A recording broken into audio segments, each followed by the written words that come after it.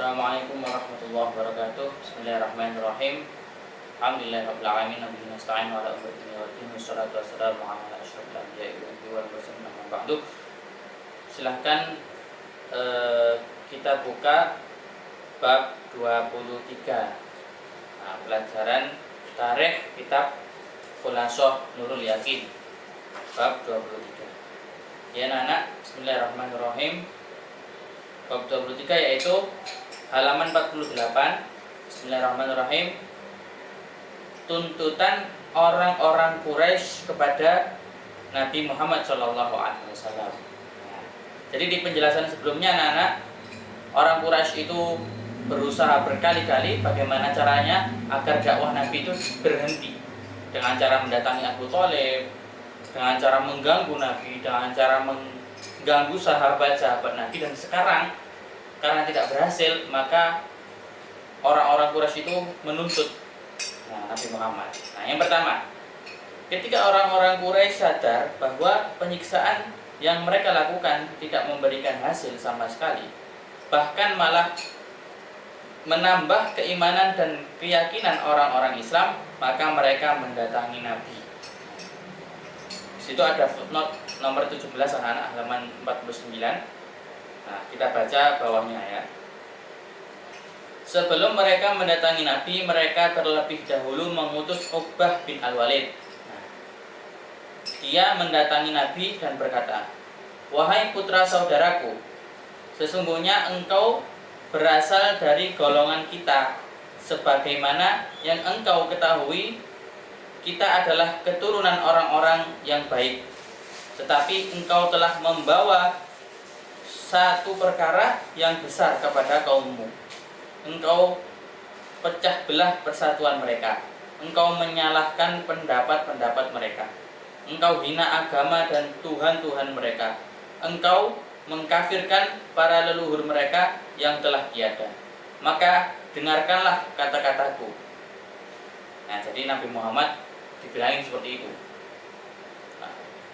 Jika engkau menginginkan harta, maka akan kami kumpulkan harta kami sehingga engkau akan menjadi kaya raya. Jadi wahai Muhammad, jika yang kamu lakukan, maksudnya dakwahnya yang ia lakukan itu, jika Nabi Muhammad menginginkan harta, maka orang Quraisy siap untuk memberikan harta sebanyak-banyaknya kepada Nabi Muhammad. Selanjutnya, dan bila engkau menginginkan kemuliaan, maka akan kami jadikan engkau pemimpin kami. Jika yang kamu inginkan adalah menjadi orang yang mulia, maka kami siap menjadikanmu pemimpin. Dan bila yang engkau bawa ini berasal dari jin, yang mana kamu tidak bisa menolaknya, maka akan kami carikan tabib atau dukun yang dapat mengobatimu. Jadi Nabi Muhammad ini dianggap kena pengaruh jin. Maka ada yang bilang Nabi Muhammad gila, itu orang-orang Quraisy itu ya. Maka jika kamu ini memang didatangi jin, kata siapa tadi, Uqbah bin Al-Walid tadi, maka kami siap mencarikan dokter, tabib atau dukun yang bisa mengobati kamu. Gitu katanya. Maka setelah dia selesai berkata, Nabi membacakan permulaan surat Fussilat kepadanya. Jadi Nabi Muhammad bertanya, Sudah selesai kamu bilang? Sudah selesaikah kamu berbicara, wahai Uqbah bin Al-Walid?" Sudah. Maka kemudian Nabi membalasnya dengan membaca surat Fussilat. Uqbah bin Al-Walid pun terdiam dan memohon agar Nabi menghentikan bacaannya. Halaman 50. Saat kembali, dia menasihati kaumnya agar membiarkan Nabi, akan tetapi mereka menolak. Jadi Uqbah bin Al-Walid ini yang mulanya ingin bernegosiasi, ingin jual beli sama Nabi, maksudnya menawarkan Nabi kemuliaan, harta dan sebagainya, dia malah terdiam. Karena apa? Karena mendengarkan lantunan ayat suci Al-Quran dari mulutnya Nabi Muhammad SAW, dari bibirnya Nabi Muhammad SAW, dari lidahnya Nabi Muhammad. Jadi beliau langsung hatinya luluh.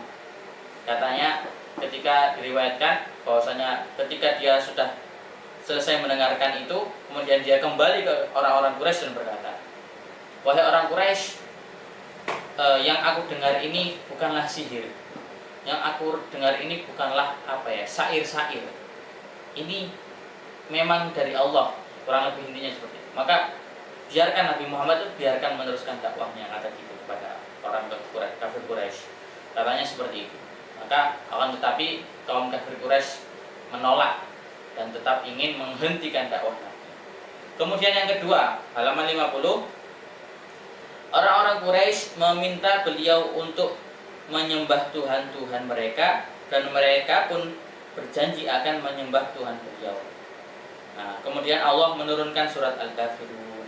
Nah, jadi ketika tadi Uqbah bin Al-Walid mendatangi Nabi tidak berhasil, maka orang-orang Quraisy sendiri yang mendatangi Nabi, meminta pada Nabi, "Wahai Nabi, wis ngene lho enake awakmu," awakmu katanya seakan-akan seperti itu, "awakmu nyembah berhala, engko aku nyembah Gusti Allah wis.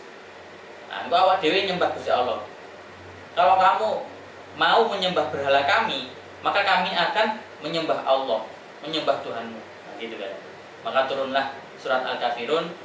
"Qul ya ayyuhal kafirun," katakanlah, ya ayyuhal kafirun, wahai orang-orang kafir, "la a'budu ma ta'budun." Tidak akan aku sembah, a'budu ma ta'budun, apa yang kamu sembah. "Wala antum 'abiduna ma a'bud," dan kamu tidak akan menyembah apa yang aku sembah.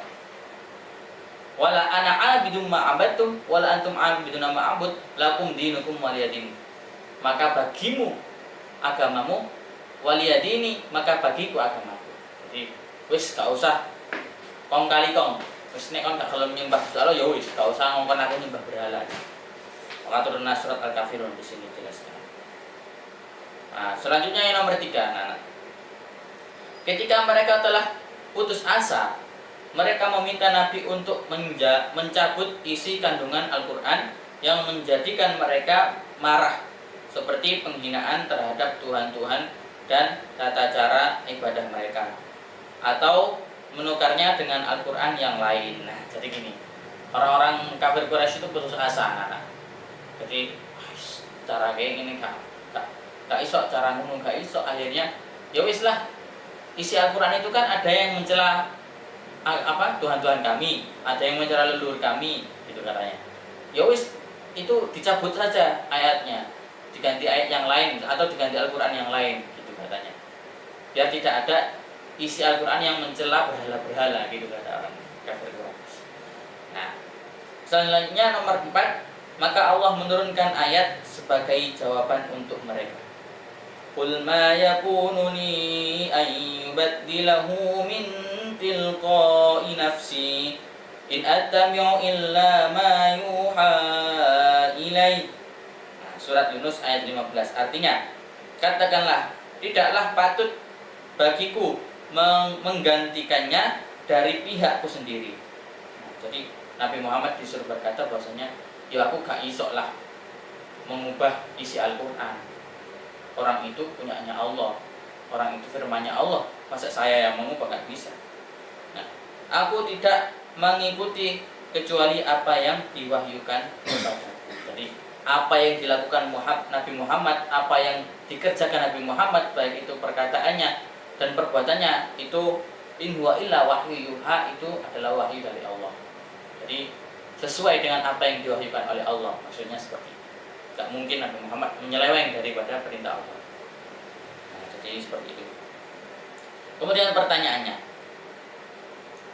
dibaca sendiri. Kemudian yang ringkasannya kita baca bersama-sama. Halaman 51 ringkasan. Ketika orang-orang Quraisy telah putus asa, mereka meminta Nabi untuk menyembah Tuhan-Tuhan mereka, dan mereka pun berjanji akan menyembah Tuhan beliau. Mereka juga meminta beliau untuk merubah isi kandungan Al-Quran yang menghina Tuhan-Tuhan mereka. Akan tetapi cara-cara itu tidak berhasil. Seperti itulah anak-anak, kurang lebihnya penjelasan dari saya tentang tuntutan orang-orang Quraisy kepada Nabi, Mudah-mudahan apa yang saya sampaikan bermanfaat bagi kita semua. Apabila ada salahnya, saya mohon maaf yang sebesar-besarnya. Wal afu minkum. Assalamualaikum warahmatullahi wabarakatuh.